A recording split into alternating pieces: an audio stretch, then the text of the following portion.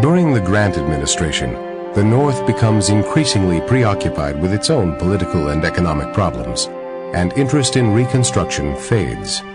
In fact, by the time Grant leaves office, Democrats have redeemed 7 of the 11 former Confederate states. It is a setting in which secret societies like the Ku Klux Klan can use intimidation and violence to undermine the gains that had been made.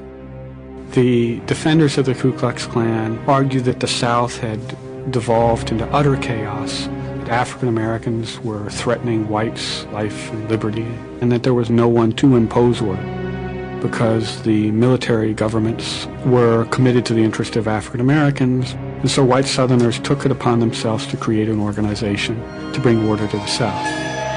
Well, the practical reality was the Ku Klux Klan was a means of, yes, bringing order, but on the white man's terms.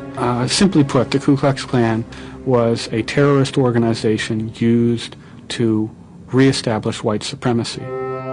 The Republican Congress tries to turn back this new wave of white repression. In 1870 and 1871, they passed 2 enforcement acts that allow the federal government to confront Klan efforts to restrict the vote. This is a first. Never before has government claimed the power to prosecute individual crimes under federal law. I think it is fair to say that in 1870, 1871, there was an exertion of federal authority and an expansion of black political participation in a way that changed the direction of Reconstruction for a period of time. But by 1874, 75, 76, for a host of reasons, the national commitment to Reconstruction was waning, and white Southerners reverted to using violence and intimidation again, without the sort of umbrella of the Ku Klux Klan. The Northern Democratic Party all along said Reconstruction is wrong.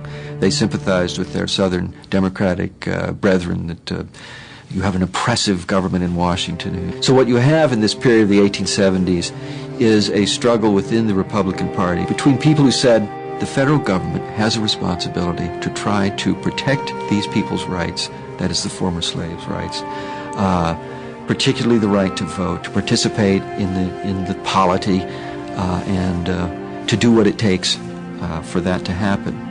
But a growing number of people in the Republican Party said, no, the cost is too high, that these are not really good citizens, and so it's better to have the property classes in the South retake control.